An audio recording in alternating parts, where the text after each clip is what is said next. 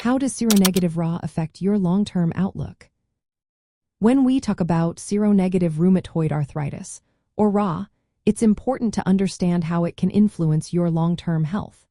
Seronegative Ra means that certain blood markers, like rheumatoid factor and anticyclic citrullinated peptide antibodies, are not present. This can lead to a different experience compared to seropositive Ra. Initially, many people with seronegative Ra may have a milder disease progression.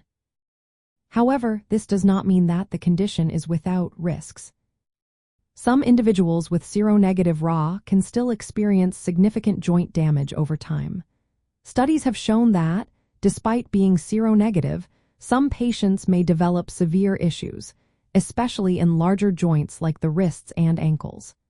This highlights that seronegativity does not guarantee a mild course.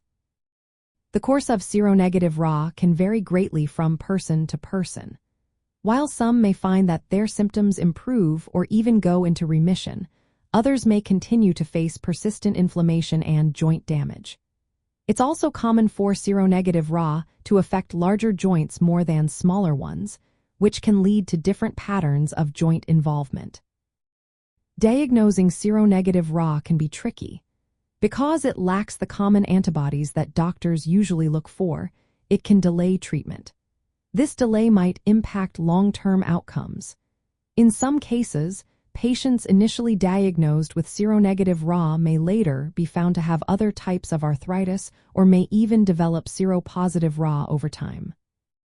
Like seropositive Ra, seronegative Ra can lead to systemic complications.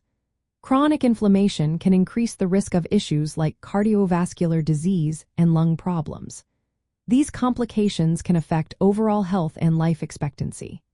Therefore, effective management with disease-modifying antirheumatic drugs and newer therapies is essential for improving long-term outcomes. Early diagnosis and ongoing treatment are crucial.